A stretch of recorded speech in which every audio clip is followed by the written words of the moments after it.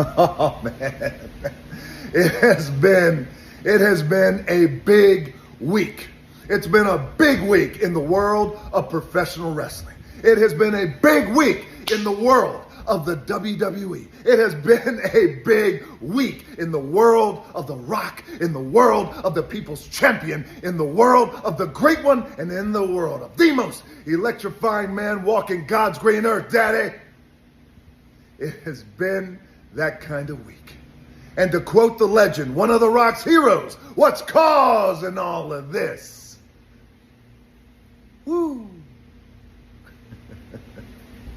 It's been that kind of exciting week. Pro wrestling is exciting once again. It's been decades. Pro wrestling is cool once again. It's been decades. Pro wrestling is undeniably exciting once again. It's unpredictable, it's disruptive because of one man, and that is The Rock. Because The Rock came into pro wrestling, came back to pro wrestling, a business that The Rock loves, an industry that The Rock was born into, took professional wrestling, turned it on its head, disrupted the shit out of it, and it will never ever be the same again. And it feels good. It feels so damn good. And whether you like The Rock or you don't like The Rock, it doesn't matter because it feels good. Pro wrestling is back on top.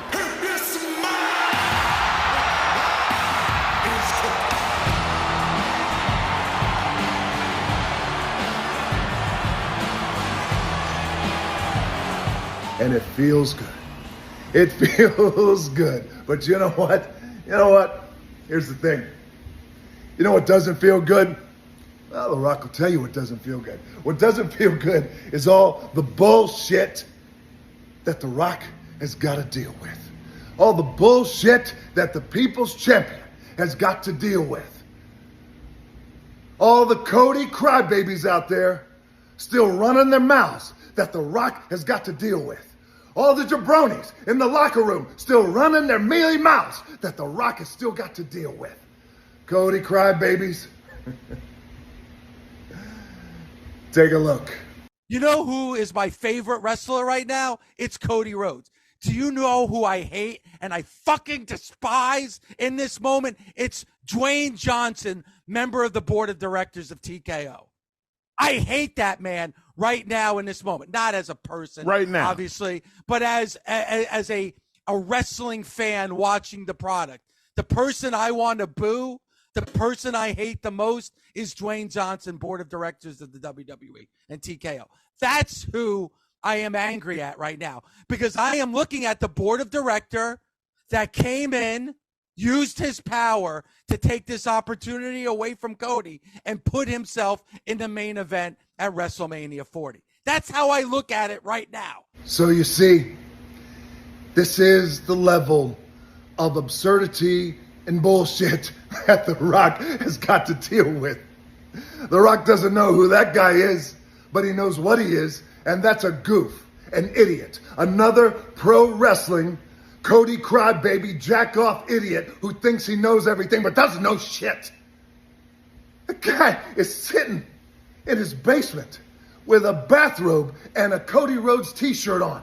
And he's talking about how much he hates The Rock. You don't give that guy a podcast, you give him a straitjacket. How much he hates The Rock. You hate The Rock, you hate The Rock.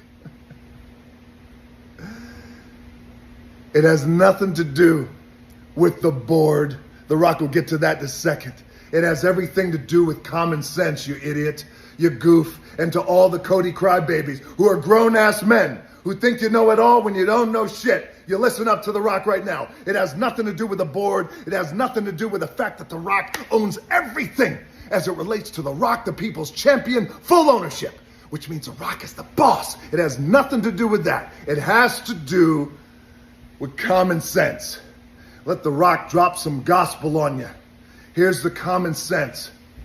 When Roman Reigns, years ago, dropped the words, head of the table, those words were specifically and solely set up and created so one day Roman Reigns, the champion of the WWE would come face to face with his cousin, The Rock, the People's Champion, and together, combined, they will make the biggest WrestleMania of all time. The biggest match of all time. The biggest match in the history of professional wrestling. When Roman Reigns said those words, that's why he said it. Because that is Roman Reigns' story. That is The Rock's story. At one time, that was Cody Rhodes' story, but it was last year. And what happened last year at WrestleMania? What's the technical term? He shit the bed.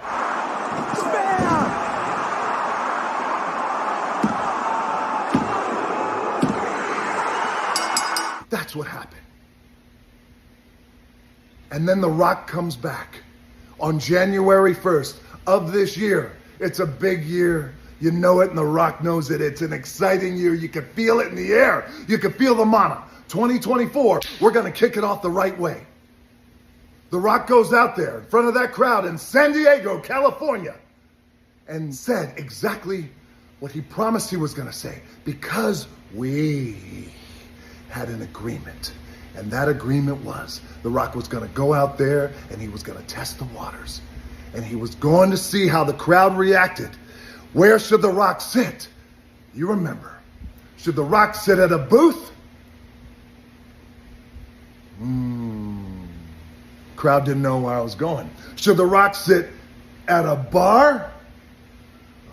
Bigger reaction. Yeah, The Rock loves a bar because The Rock loves him some tequila.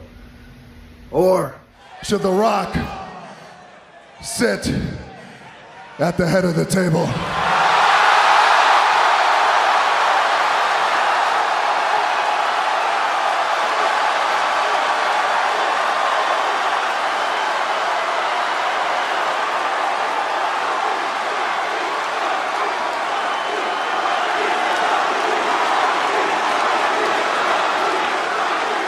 Crowd that night exploded. Around the world, exploded.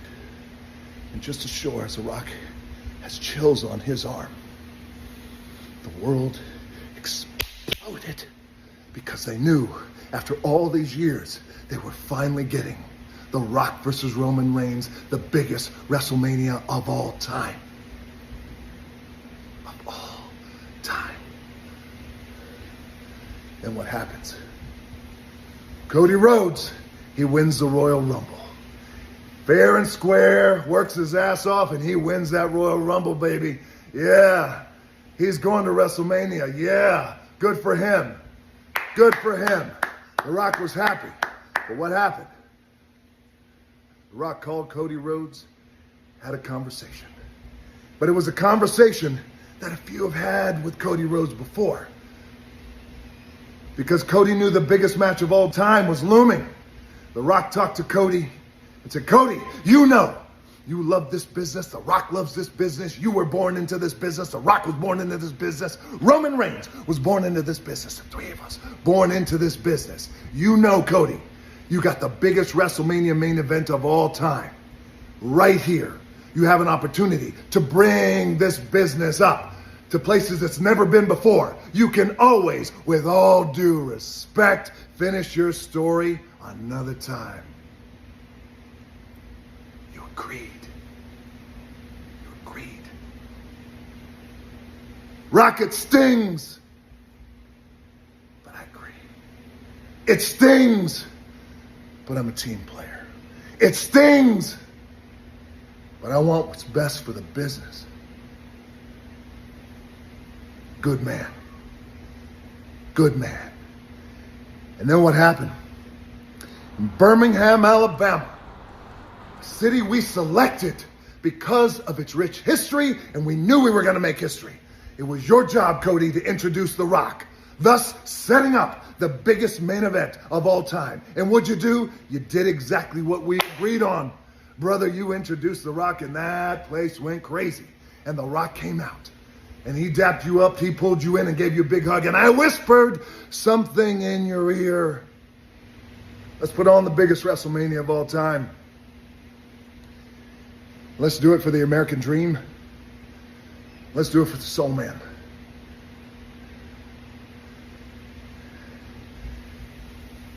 And I gave you a hug. You hugged The Rock back. And what'd you do, Cody? You walked out of that ring on live TV. And you turned back and you looked at The Rock. And instead of looking at The Rock saying, yeah, go get him. Let's make history. Instead of that, what'd you do? You gave The Rock a look. And it's the same look you gave the world. Like The Rock went out and ran over your goofy ass dog. That's the look you gave. Like The Rock ran over your goofy ass dog.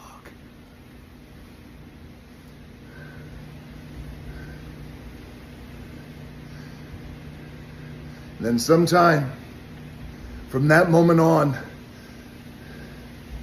until Las Vegas, you changed your mind. You know what? That's no problem. You can change your mind. You have that right. And The Rock accepts that. Everybody has a right to change their mind. The Rock accepts it. You changed your mind. But here's what The Rock doesn't accept. Is how you did it. I'll say it again because it's important. To all the Cody crybabies and all the goofs out there and the idiots who still complain.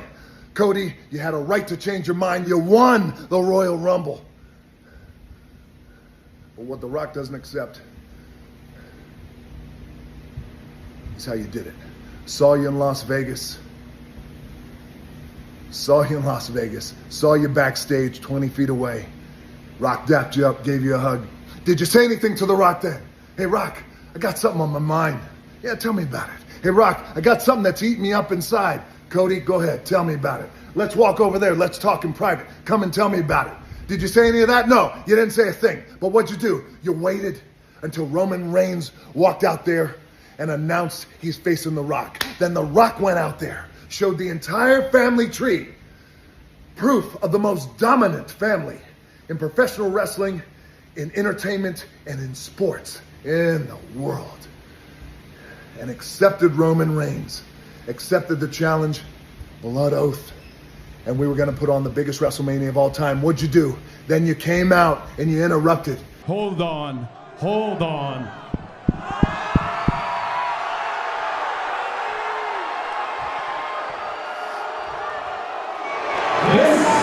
This right here is bullshit. You said it was bullshit. Yeah, it was bullshit. You could think it's bullshit, brother. Not a problem. But you know where you really screwed up? It's when you talk shit about my family. All the Cody crybabies. No, he didn't. No, he didn't. Shut your mouths.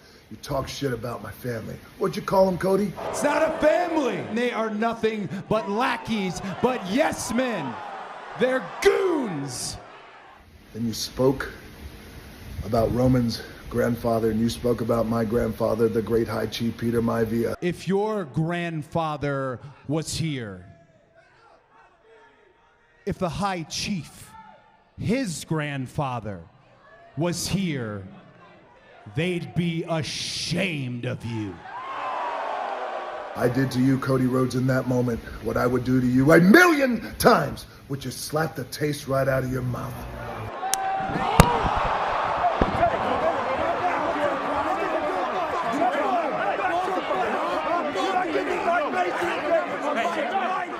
And then what happened? What happened? The Rock embarrassed you in front of the world, boy. Slapped the shit out of you. You had it coming. Talk shit about my family again. Said it to you then, I'll say it again. I'll say it forever. Talk shit about my family again, and I'll do worse than that. But then what happened? Your new best friend. You got a new best friend. How about that? You got a new best friend in the walking clown show known as Seth Rollins. What did Seth do? The Rock slaps the shit out of you. Seth steps to The Rock. The Rock pushed him back, gave him a little love tap. Get back, boy. You don't want any of this. The Rock doesn't know you. You don't know The Rock, but you don't want to know The Rock in that way. This is none of your business. The Rock doesn't know Seth Rollins, never said a word about Seth Rollins publicly, privately, doesn't matter. Doesn't matter. The Rock has no idea. The Rock has no idea why this man is getting in our business, but he did. And not only that, but then he just can't help himself. Like a lot of the jabronis in the locker room just can't help himself and start talking shit about The Rock. Take a look. Yeah, he's going to open his mouth. He's going to run his mouth. He's going to say the same crap he's been saying for the last 2 decades because he can't come up with any new material. But the bottom line is, and I've said it before, he's an afterthought. This is our story. It's our era. We built the last decade of WWE, this Elimination Chamber show, WrestleMania, the biggest ever. We built it without him. So he can come in, he can get what he wants, he can take his little piece, and then he can go back to Hollywood and do his thing. Because we got this thing, but we don't need you, big guy. You don't need The Rock, huh? Rock, we don't need you. You don't need The Rock. If you were a little smarter, Seth, you'd realize how stupid you sound. Let The Rock drop some gospel on your goofy ass. You need The Rock in ways that you can't even imagine. Here's some gospel. You think when Ari Emanuel, The Rock's good friend, The Rock's business partner for decades, The Rock's lead agent, someone who The Rock looks to like a big brother. You think when he goes to sit with Netflix across from Ted Sarandos, The Rock's good buddy and business partner, sitting across from Bella Bajaria, The Rock's good friend and business partner at Netflix. You think when they're inking, when they're signing this $5 billion deal for the WWE and Netflix, do you think that Ted and Bella is saying, hey, Ari, when WWE comes to Netflix, is Seth Rollins going to be champion? Do you think that that's what they're asking? No, they're not asking that. Number one, because they don't care. And number two, they don't know who in the hell you are. You know what they're asking? Hey, Ari, we'll sign this $5 billion historical deal. Never before. But one question. Where's the people's champion? One question. Where is the man, The Rock himself? One question. Where's the man who has the most watched film in the history of Netflix? The Rock. Where is he at in this whole thing? Ari looks at them and says, he's locked in for life. He's locked in for life. Director of the board, owns everything as it relates to his name. He's locked in for life. Signed $5 billion. So Seth Rollins, you understand now how much you need The Rock? Uh-huh. You understand now, right, boy? And you keep running your mouth. You keep running your mouth, Rock. You find some new material, Rock. Find some new material. Is that right? Okay, well, The Rock has some new material for you. How about this? Here's some new material for you, Seth Rollins. How about this? The Rock sits at the top. Director, TKO board, not WWE, but TKO, which means The Rock is the boss, which means The Rock is your boss, which means The Rock owns everything, The Rock, everything associated with The Rock, the people's champion, owns it all, which means The Rock is your boss, which means, Seth Rollins, if you keep running your mouth and sticking your nose in the Bloodlines business, then that world title that you have around your waist, very soon, The Rock will make that title go to somebody else. Read between the lines. Yes, The Rock just blurred it. Keep running your mouth, sticking your nose in the Bloodlines business. This is between The Rock and it is between Roman Reigns and Cody Rhodes. That's it. Stick your nose where it doesn't belong. The Rock guarantees you. And The Rock has built a career on doing everything he has said he's going to do. The Rock guarantees you stick your nose in our business, that world title that you have around your waist will go to somebody else. It will go to somebody else. And there's two things you could do about it, Seth. Nothing and like it. You keep sticking your nose in our business. The Rock and Roman Reigns are going to beat your goofy ass right back to the circus with the rest of the clowns.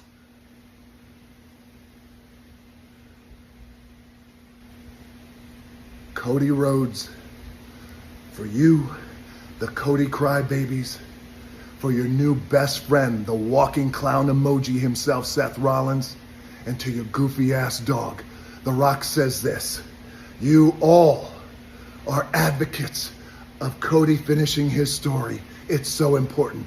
Cody Rhodes, you took something from The Rock.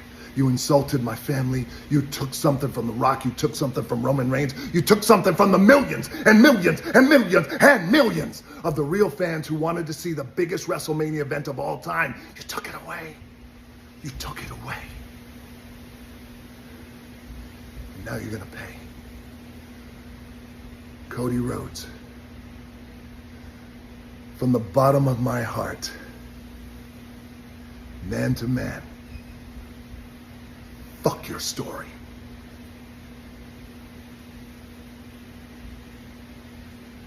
Glendale, Arizona, greatness is coming. Friday Night Live, SmackDown. Dallas, Texas, greatness is coming. You are on deck. March 8th, greatness is coming. Memphis, Tennessee, March 15th, The Rock is coming home.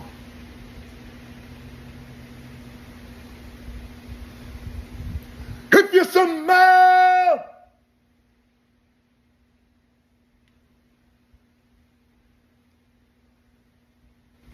what The Rock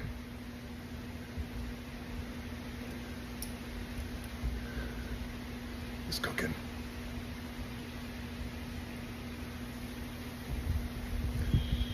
Fuck your story.